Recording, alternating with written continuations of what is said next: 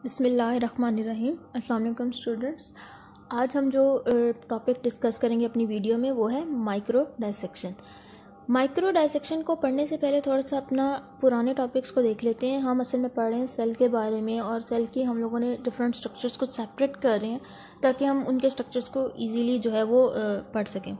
तो हम लोगों ने लास्ट जो वीडियो है उसमें स्टेनिंग की थी और सेल के बहुत सारे structures like nucleus, cell wall, cell membrane, उनको स्टेनिंग के थ्रू सेपरेट किया था, आइडेंटिफाई कर लिया था। अब हमारे पास जो टॉपिक है वो है माइक्रो डायसेक्शन। माइक्रो डायसेक्शन की आप वर्ड को देखें, आप इस वर्ड पे फोकस करें। इसमें दो चीज़ें हैं, एक है माइक्रो और एक है डायसेक्शन। माइक्रो का क्या मतलब है? स्मॉल। और डायसेक्शन का क्या मतलब होता है? कट कर देना या सेपरेट कर देना। माइक्रो डायसेक्शन आप स्मॉल लेवल पे, माइक्रो लेवल पे जाके किसी भी सेल को, किसी भी टिश्यू को सेपरेट कर दोगे, कट कर दोगे, तो उसको हम कहते हैं माइक्रो डायसेक्शन। हम डायसेक्शन करते हैं फ्रॉग की, कॉकरोच की, और भी बहुत सारी डायसेक्शन हम लोग करते हैं। तो वो डायसेक्शन मैक्रो लेवल पे होती है। मैक्रो का मतलब होता है लार्ज, मतलब वो डायसेक्शन जो आप नेकेड आई से आराम से कर सकते हो। जो माइक्रो डायसेक्शन होती है उसे आप नेकेड आई से नहीं देख सकते। एक सेल है ना, सेल को हम नहीं देख सकते। तो सेल को डायसेक्शन करने के लिए हम जो इंस्ट्रूमेंट यूज़ करते हैं वो है माइक्रोस्कोप।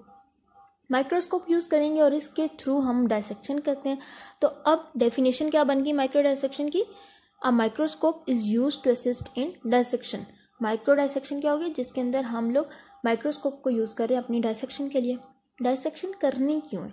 हम डिफरेंट सेल्स की करें, brain cell, heart cell, nerve cell, बहुत सारे सेल्स की डायसेक्शन करें।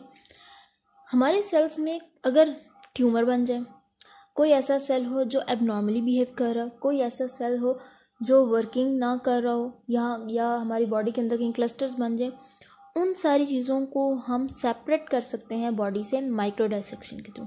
ब्रेन के अंदर अगर ट्यूमर आ चुका है तो उसको हम माइक्रो डायसेक्शन यानी माइक्रो लेवल पे जाके उस ट्यूमर को रिमूव कर सकते हैं। अब माइक्रो डायसेक्शन की बहुत सारी टाइप्स हैं। हम जो डिस्कस करेंगे वो कौन कौन सी हैं? एक होती है क्रोमोसोम माइक्रो डायसेक्शन और एक होती है laser micro dissection. Chromosome micro dissection क्या होती है? क्रोमोसोम बेसिकली क्या होता है? एक थ्रेड लाइक स्ट्रक्चर है जो न्यूक्लियस के अंदर मौजूद होता है, जो जिसके अंदर सारी इन्फॉर्मेशन, जेनेटिक इन्फॉर्मेशन स्टोर होती है। हम क्रोमोसोम ले लेते हैं। अब क्रोमोसोम जब सेल की डिवीजन हो रही होती है और माइटोसिस मेयोसिस का प्रोसेस चल रहा होता है, तो प्रोफेज, मेटाफेज, एनाफेज और टेलोफेज, ये 4 प्रोसेसेस चल रहे होते हैं। तो इन 4 में से सबसे बेस्ट फेज जो क्रोमोसोम को लेने का है वो है मेटाफेज। मेटाफेज में हम क्यों क्रोमोसोम ले रहे हैं? क्योंकि एक तो वो कॉइल्ड फॉर्म में होगा, एक हमें बहुत अच्छा नज़र आएगा, मतलब हाईली विजिबल भी होगा, कंडेंस्ड फॉर्म में भी होगा, हम देख सकते हैं इजीली। तो हम क्या करते हैं, हम मेटाफेज के अंदर से अपना क्रोमोसोम ले लेते हैं। अब मेटाफेज तो एक कॉन्टिन्यूस प्रोसेस चल रहा है ग्रोथ का, तो हम जो साइंटिस्ट होते हैं वो डिफरेंट केमिकल्स यूज़ करते हैं इस फेज तक क्रोमोसोम को स्टॉप करने के लिए, फर्दर वो ग्रो ना करे और यहाँ से हम क्रोमोसोम को ले लें। हमने क्रोमोसोम ले लिया। अब हमें जो सेगमेंट चाहिए हम उसको कह देते हैं सेगमेंट ऑफ क्रोमोसोम। एक सेगमेंट को सिलेक्ट कर लिया और इसको कह दिया ये हमारे पास सेगमेंट ऑफ क्रोमोसोम है, जिसको हमने अब डायसेक्ट करना है, जिसको हमने सेपरेट करना है। तो मैंने पहले भी बताया, नीडल का यूज़ करेंगे। नीडल वो शार्प नीडल होती है, उस शार्प नीडल से हमने इस एरिया को कट कर लिया, स्क्रैप ऑफ कर लिया, निकाल लिया। और निकालने के बाद हम उसको कहाँ पे डाल देते हैं? अपने बफर सोल्यूशन के अंदर डाल दिया। अब बफर सोल्यूशन के अंदर हमने क्या डाल दिया है? अपना segment of chromosome. Segment of chromosome separate हो चुका है हमारे पास, ठीक है, हमने डायसेक्शन कर लिया।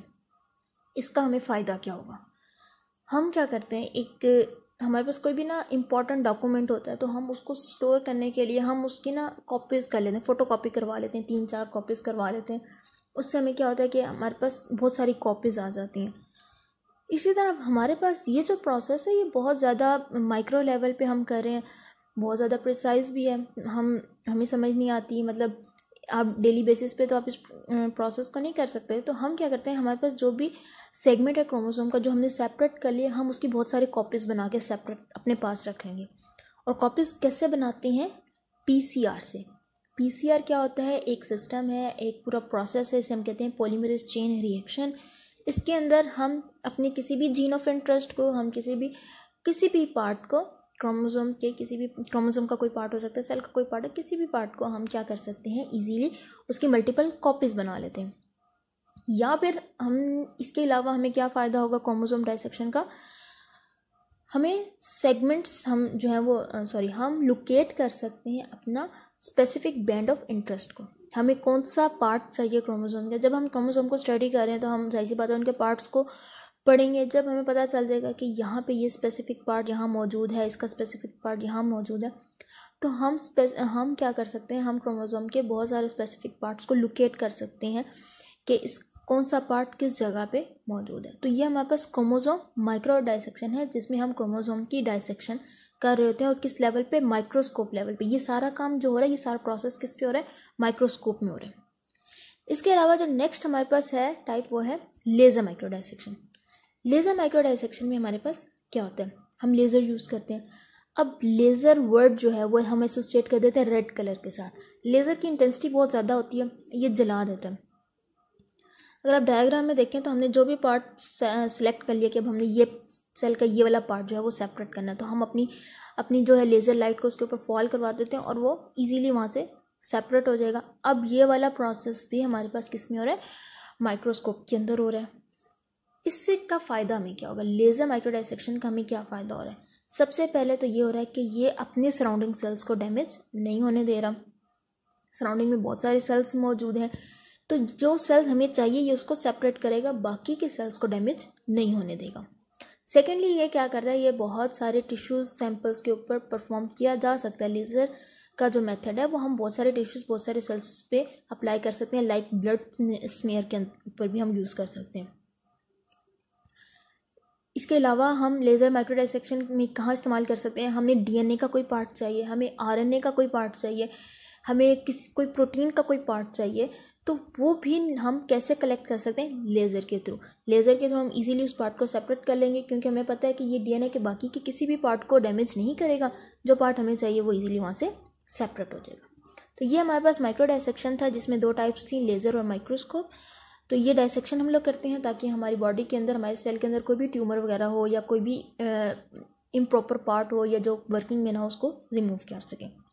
नेक्स्ट जो मेरा टॉपिक होगा वो इंशाल्लाह टिश्यू कल्चर होगा, और वो मेरी आपको नेक्स्ट वीडियो में मिल जाएगा।